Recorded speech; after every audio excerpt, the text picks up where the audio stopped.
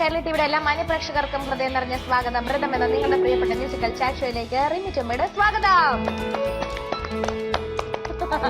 ഇത് എന്റെ ഒപ്പം നമ്മുടെ മുഖ്യാതിഥി സത്താറേട്ടനും കൈയടിച്ചിരിക്കുന്നു. സ്വാഗതം ചേട്ടാ. ഇന്നലെ സത്താറേട്ടൻ നമ്മളുടെ അടുത്ത് കുറെ വിശേഷങ്ങള്, അദ്ദേഹത്തിന്റെ മകൻ ഇപ്പോൾ സിദ്ദിഖേട്ടന്റെ സിനിമയിലൂടെ വന്ന കാര്യവും, അതുപോലെ മകനിലുള്ള അദ്ദേഹത്തിന്റെ ഒരു പ്രതീക്ഷയുടെ കാര്യവും, പിന്നെ എന്താ പറയാ ആദ്യ ചിത്രം അനാവരണം തൊട്ടുള്ള ഇപ്പൊ 22 ഫീമെയിൽ കോട്ടയത്തിൽ അഭിനയിച്ചതും, നത്തോലി ചെറിയമിൽ അഭിനയിച്ചതും, കാഞ്ചി എന്ന് പറഞ്ഞൊരു പടത്തിൽ അഭിനയിച്ചു. എല്ലാം ചേട്ടൻ വളരെ സജീവമായിട്ട് ഇപ്പോഴും അന്നത്തെ കാലഘട്ടത്തിലോട്ട് ഇപ്പോഴും വരെ സജീവമായിട്ട് നിൽക്കുന്നു. അതിന്റെ ഇടയിൽ ചേട്ടന്റെ ജീവിതത്തിൽ വന്ന ജയഭാരതി ചേച്ചിയെ പറ്റിയും ആ നിമിഷങ്ങളെ പറ്റിയൊക്കെ ഇന്നത്തെ എപ്പിസോഡ് കാണണമായിരുന്നു. അത് ഇനിയിപ്പോ എല്ലാം കൂടെ പറയാൻ പറ്റത്തില്ല. വീണ്ടും നമ്മൾ പുതിയ കാര്യങ്ങളോട്ട് സത്താറേട്ടാ നമസ്കാരം.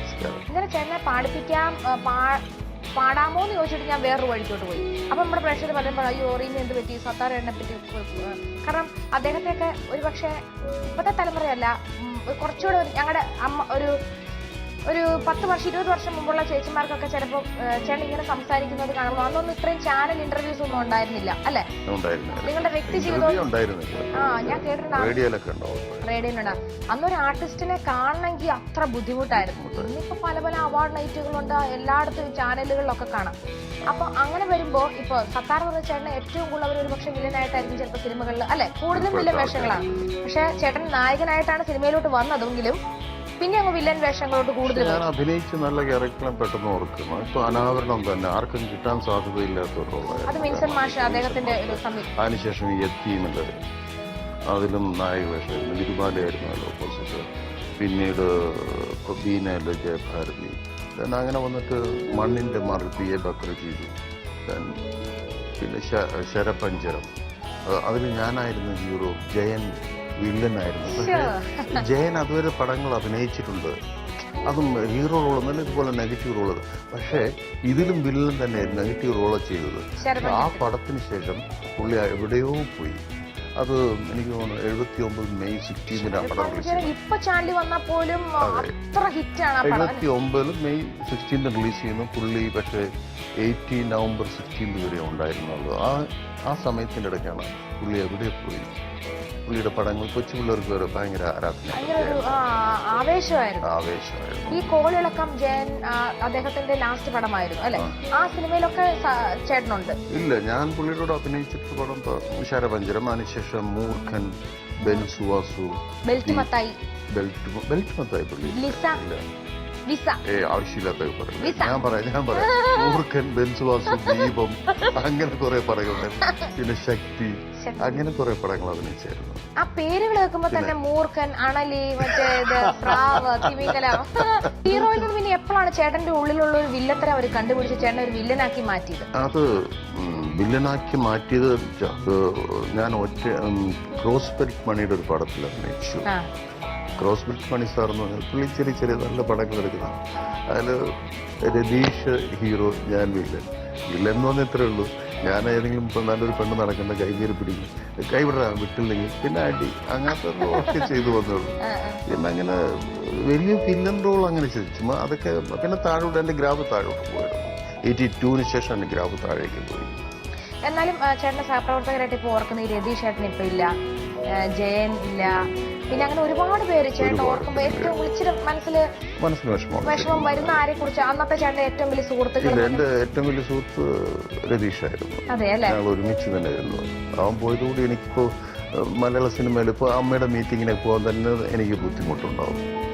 കാരണം വെച്ചാൽ എല്ലാവരും എന്റെ ജൂനിയേഴ്സ് ആണെങ്കിൽ, ഇപ്പൊ എല്ലാവരും ജൂനിയേഴ്സ് ആണെങ്കിൽ കൂടിയും മധുചേട്ടൻ മാത്രം സീനിയർ ആയിട്ടുള്ളൂ. ഇപ്പോൾ അവിടെ ചില പിന്നെ സ്ത്രീകളിൽ പൊന്നമ്മ ചേച്ചി ഉണ്ടാവും, മല്ലില്ല, അങ്ങനത്തെ ആൾക്കാരാണ്. ബാക്കിയൊക്കെ ജൂനിയേഴ്സ് കൂടി. രതീഷൊക്കെ ആയിട്ട് ഭയങ്കര അടുപ്പത്ത് ഞങ്ങൾ ഒരുമിച്ച് തന്നെ കിടന്നു നടപ്പൊക്കെ. So wonderful guy. ബട്ട് ചെറിയ വയസ്സിലങ്ങ് പോയി. അത് ഇത് തന്നെയായിരുന്നു. കാരണം നല്ല കാണാൻ സുന്ദരനായിരുന്നു അല്ലേ, നല്ല പക്ഷെ അതും ഉഴപ്പിപ്പോയതാണ്.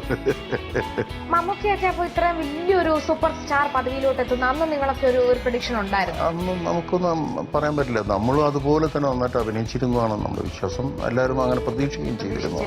പക്ഷേ മമ്മൂട്ടിയുടെ ആ അർപ്പണബോധം, ഒരു ലക്ഷ്യബോധമൊന്നും നമുക്കുണ്ടായിരുന്നില്ല. ഇന്ന സ്ഥലത്ത് എത്തണം എന്നൊരു ലക്ഷ്യബോധം ഉണ്ടായിരുന്നു. അത് ഇപ്പോഴും മമ്മൂട്ടിക്ക് കാത്തു സൂക്ഷിക്കുന്നുണ്ട്. ആ വാക്കിലും നടപ്പിലും ശരീരം കാത്തു സൂക്ഷിക്കുന്നത് എല്ലാം നമുക്ക് കാണാൻ സാധിക്കും. അതുപോലെ മോഹൻലാൽ വന്നപ്പോൾ പ്രത്യേകിച്ച് ഒന്നും തോന്നിയിരുന്നില്ല. പുള്ളിയുടെ കൂടെ ഒരു ആദ്യത്തെ തിരനോട്ടം എന്ന് പറഞ്ഞ പടത്തിൽ ഞാൻ ഒരു ഗസ്റ്റ് റോൾ ചെയ്തിരുന്നു. അപ്പോഴൊക്കെ ഞാൻ വലിയ ആർട്ടിസ്റ്റാണ് മലയാള സിനിമയിൽ. വലിയ ആർട്ടിസ്റ്റ് അന്നറിയാലോ, മലയാള സിനിമയിൽ വന്ന് വിടുക എന്ന് പറഞ്ഞാൽ ബുദ്ധിമുട്ടായിരുന്നു. ആർക്കും പെട്ടെന്ന് അങ്ങനെ സിനിമയിൽ വരാൻ പറ്റില്ല. നടന്ന് ഒരുപാട് ഷൂസും ചെരുപ്പൊക്കെ വാങ്ങിക്കണം. നമുക്കൊന്നും അതിൻ്റെ ചാൻസ് വന്നില്ല. വന്നപ്പോഴേ മേലേന്ന് വന്നത്. അത് ഞാൻ ആലോചിക്കും, ആദ്യമേ ചാടി കയറി തുഞ്ചത്താണ്. ബാലൻസ് ചെയ്യാൻ പഠിക്കുക. ഞാൻ ചിലപ്പോൾ താഴെ വീണതായിരിക്കാം, അങ്ങനെ ആയിരിക്കും ഒരു പക്ഷേ. ബട്ട് അതുകൊണ്ടാണ് ഞാൻ പറയുന്നത്, ഇവരൊക്കെ ഒരു ശ്രമിച്ചിട്ടാണ്, ബുദ്ധിമുട്ടിട്ടാണ്, അല്ലെങ്കിൽ ലക്ഷ്യബോധത്തോടു കൂടിയാണ് ഇവിടെ നിൽക്കുന്നത്. അതുകൊണ്ട് മമ്മൂട്ടി, മോഹൻലാലൊക്കെ അവരൊക്കെ അമ്മ സംഘടനയിൽ ചേട്ടൻ ചെല്ലുന്നുണ്ടെന്ന് പറഞ്ഞല്ലോ. അപ്പൊ അവരൊക്കെ ഇപ്പൊ കാണുമ്പോ അവര് വർഷങ്ങൾക്ക് ശേഷം ചേട്ടന് പറഞ്ഞ ലേലം എന്ന സിനിമയ്ക്ക് വർഷങ്ങൾക്ക് ശേഷം ഇപ്പൊ ഈ പുതിയ സിനിമകളിലോട്ട് വരുന്നത് അല്ലെ? അപ്പൊ കുറെ വർഷത്തിന് ശേഷം അവരെ കാണുമ്പോ അവരെന്ത് പറഞ്ഞു ചേട്ടനെ കണ്ടപ്പോ? ചിരിക്കും. എവിടെ കണ്ടിട്ടുണ്ടല്ലോ, അതൊന്നല്ല. ബട്ട് ഇത് മാർക്കറ്റാണ് എപ്പോഴും, അത് നമുക്കറിയാവുന്നതാണ്. ആർക്ക് മാർക്കറ്റ് ഉണ്ടോ അതിൻ്റെ കുറേ എല്ലാവരും ഉണ്ടോ. അപ്പം അതിന് നമുക്ക് ആരെയും കുറ്റം പറഞ്ഞിട്ട് ഒരു മനോഹരമായ പാട്ടിലൂടെ നമുക്ക് ആ വാക്കുകൾ, ഈ ടോപ്പിക് അങ്ങ് നിർത്താം. എനിക്ക് ചേട്ടൻ പാടി കേൾക്കണം ഒരാഗ്രഹം. ഞാൻ പറയുന്ന പാട്ടൊന്ന് പാടണം. ഒരു കൊച്ചു സ്വപ്നത്തിൻ ചിറകുമായ വിടുത്ത് അരികിൽ ഞാനിപ്പോ ഒരു കൊച്ചു സ്വപ്നത്തിൻ ചിറകുമായ വിടുത്ത് അരികിൽ ഞാനിപ്പോ ഒരു നോക്കു കാണാൻ, ഒരു വാക്കു കേൾക്കാൻ,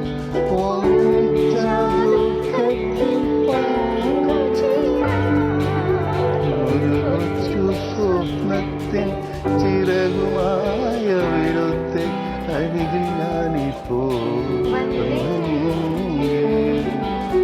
അടുത്തലേനെ കുറിച്ച് സുഖലേ ഉറങ്ങിയ മഞ്ജീവനാഥൻ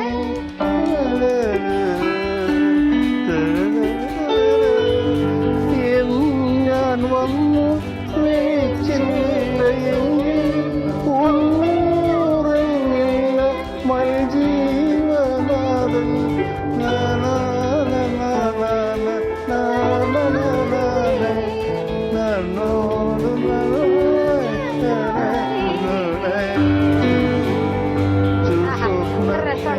നല്ല പാട്ടാണ്. ചേട്ടന് പഴയ പാട്ടുകളെ പറ്റി ഓർമ്മിക്കുമ്പോൾ ഒരുപാട് പാട്ടുകൾ മനസ്സിലോട്ട് വരുന്നുണ്ടാവും. ചേട്ടൻ അഭിനയിച്ചതാവാം, അല്ലെങ്കിൽ വേറെ ആൾക്കാർ അഭിനയിച്ചതായിരിക്കാം. ഞാൻ അഭിനയിച്ച പാട്ട് എനിക്ക് ഇപ്പോഴും ഓർമ്മയുണ്ട്. പക്ഷെ എനിക്ക് കൂടാൻ പറ്റില്ല. അയ്യോ, അതിലേക്ക് തോന്നുന്നു എനിക്ക്. സരസ്വതിയാമം കഴിഞ്ഞു. ഞാൻ ആദ്യമായിട്ട് അഭിനയിക്കുന്ന പടത്തിൽ പാട്ടായിരുന്നു അത്. എങ്ങനെയാണ്?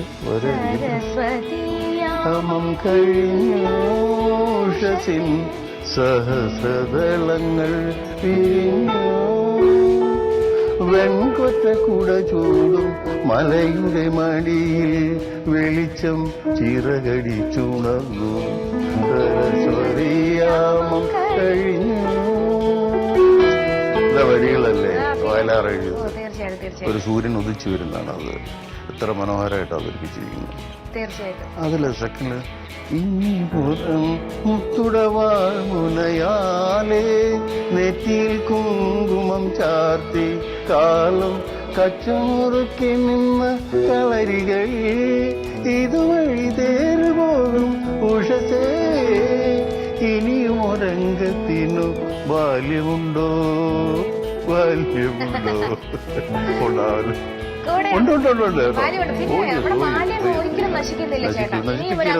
നശിപ്പിക്കരുത്. അതാണ് നമ്മുടെ കോൺഫിഡൻസ് ഇവിടെ. എത്രയോ കഥാപാത്രങ്ങൾ ചേട്ടനെ വെയിറ്റ് ചെയ്തിരിക്കുന്നു.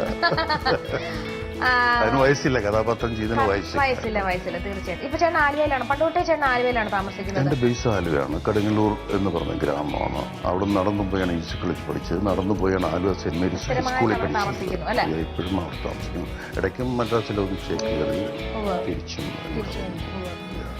പിന്നെ ചേട്ടനെ കൂടുതൽ പറയാൻ എന്താ പറയാ, ഇപ്പത്തെ ന്യൂ ജനറേഷൻ സിനിമകളെന്ന് വിളിക്കാവുന്ന ചിത്രത്തിൽ വരെ ചേട്ടൻ അഭിനയിച്ചു. ആ പണ്ടത്തെ സെറ്റും ഇപ്പത്തെ സെറ്റും, അല്ലെങ്കിൽ ഭയങ്കര പ്രകടമായ വ്യത്യാസം കണ്ട ഒരു വ്യക്തി എന്ന നിലയിൽ ചേട്ടൻ പറയാനാണെങ്കിൽ ലൊക്കേഷനിൽ ക്ലാസ് വൈസ് ABCD ഈ FG എന്നൊക്കെ പറഞ്ഞ് പോകുന്ന മാതിരി ക്ലാസ് വൈസ് ക്ലാസ് ഡിവിഷനുണ്ട്. കാരണം വെച്ചാൽ ഓരോ സ്ഥലത്ത് താമസിക്കുന്നുണ്ടായിരിക്കും. പണ്ട് ഞങ്ങളൊക്കെ ഒരു ഹോട്ടലിൽ തന്നെ താമസിക്കാം. പ്രേംനസീറായാലും മാച്ചേർ എല്ലാവരും മിക്കവാറും ഒരേ ഹോട്ടലിൽ. അതാണ് ചേട്ടൻ ഉദ്ദേശിച്ചത്. അതായിരുന്നു അന്ന്. പക്ഷെ എല്ലാവരും മദ്രാസിലായിരുന്നു അന്ന്. എല്ലാവർക്കും ഒരേ സ്ഥലത്ത് ഷൂട്ടിങ്. പിന്നെ എപ്പോഴെങ്കിലും ഔട്ട്ഡോറിന് വരുള്ളൂ. അപ്പോൾ ഇവിടുത്തെ നല്ല ഹോട്ടലാണെന്നും ട്രിവാൻഡ്രത്താണെങ്കിലും അമൃത എവിടെയാണെങ്കിലും ബീറ്റേച്ച് അങ്ങനെ എല്ലാവരും അവിടെ തന്നെ താമസിക്കുള്ളൂ. അപ്പൊ ആ സൗഹൃദം കുറച്ചും കൂടി ഇടപഴകൽ കൂടുതലുണ്ടാവും. ഇപ്പൊ പലരും പല സ്ഥലത്ത് താമസിക്കുന്നതുകൊണ്ട് കാണുന്നില്ല. സെറ്റിൽ കാണുന്ന ചിരിക്കുന്നു അന്ന് മാത്രമേ ഉള്ളൂ. പണ്ടെന്ന് വെച്ച് കഴിഞ്ഞാൽ ഇന്ററാക്ഷൻ ഇല്ല. എത്ര ദിവസം എടുക്കണ ചേട്ടാ ഒരു സിനിമയ്ക്കൊക്കെ ഷൂട്ടിങ്? അന്ന് 15 ദിവസം അത്രേ മതി. ചില പടങ്ങൾ എല്ലാവരും ഭയങ്കര അടുപ്പമായിരിക്കും. എല്ലാവരും ഒരുമിച്ച് ഉണ്ടായിരുന്നു, അത്രേ ഉള്ളൂ. ഇപ്പോഴും ആർക്കും അടുപ്പില്ലെന്നിട്ടില്ല. പക്ഷെ ആർക്കും ഇന്ററാക്ട് ചെയ്യാനായിട്ട് സമയമില്ല, സൗകര്യങ്ങളില്ല. അതുകൊണ്ട് ആരും കുറ്റം പറഞ്ഞിട്ടില്ല. എന്നാൽ ചേട്ടൻ പഴയ സിനിമയില് വീണ്ടും നായികമാരിലോട്ട് വരുമ്പോഴത്തേക്കും കൂടുതൽ ചേട്ടന്റെ കൂടെ ഏറ്റവും കൂടുതൽ ഇപ്പൊ ജയഭാരതി ചേച്ചി വീട് നമ്മൾ കുറെ കാര്യങ്ങൾ സംസാരിച്ചു. ചേച്ചിയുടെ അല്ലാണ്ട് ചേട്ടന്റെ കൂടെ ഏറ്റവും കൂടുതൽ നായികയായിട്ടോ അല്ലെങ്കിൽ ചേട്ടന് അടുത്തിടപഴകേണ്ടി വന്ന നായികമാരെ പറ്റി പറയാനാണെങ്കിൽ അത്രയും നല്ല ക്ലോസ് ആയിരുന്നു സ്ത്രീകളെ പറ്റി പറയാനാണെങ്കിൽ താല്പര്യമുണ്ട്. പക്ഷെ എനിക്ക് എപ്പോഴും സീമയൊക്കെ എപ്പോഴും ഓർമ്മയായിരുന്നു. ഇപ്പോഴും അതെ, കുട്ടിക്കളി തന്നെയാണ് സോ ചേട്ടനുണ്ടായിരുന്നല്ലോ. ഉണ്ടായിരുന്നു, അവരിലൊക്കെ ഉണ്ടായിരുന്നു. ഞാൻ ആദ്യമായിട്ട് ഐശ്വര്യ പടത്തിൽ അഭിനയിക്കുന്നവരാണ്. അതിനുശേഷം ഈ നാട് അഹിംസയൊക്കെ നല്ല റോളുകളായിരുന്നു. നന്നായിട്ട് ഓടിയ പടങ്ങളുമായിരുന്നു അതൊക്കെ. അന്നൊക്കെ ഞങ്ങൾ ഷൂട്ടിങ്ങിന് പോകാന്ന് പറഞ്ഞൊരു പിക്നിക്കിന് പോകുന്ന പോലെയാണ്. ഇപ്പോഴത്തെ മാതിരി ഒരു ബലമില്ല. സോ നമ്മളൊക്കെ ഫ്രീ ആയിരുന്നു അന്ന്. പക്ഷേ ഈ വെളിയിലോട്ടുള്ള ചിത്രീകരണങ്ങളൊന്നും ഇല്ല അല്ലേ? എല്ലാം നമ്മുടെ നാട്ടിൽ തന്നെയായിരുന്നു. വെളിയിൽ വന്നു കഴിഞ്ഞാൽ അപ്പോൾ പോലീസ് കാവൽ വേണമായിരുന്നു. അപ്പോൾ PTHലൊക്കെ വന്നു വെച്ചാൽ ഹോട്ടലിന് ചുറ്റും പോലീസ് വേണം, അല്ലെങ്കിൽ നിറയെ ആൾക്കാർ കാണാൻ വന്നു. അതാണ് ഞാൻ നേരത്തെ പറഞ്ഞ പോലെ പിന്നെ ഏത് മുക്കിലും മൂലയിലും ഷൂട്ടിങ്ങിൽ ആ ക്രേസ് പോയി, അത്രേ ഉള്ളൂ. പണ്ട് ഞങ്ങൾ നക്ഷത്രങ്ങൾ തന്നെയായിരുന്നു. ശരിക്കും പറഞ്ഞാൽ പുറത്തേക്ക് വരുന്നില്ല, എപ്പോഴെങ്കിലും വരുന്നുള്ളൂ.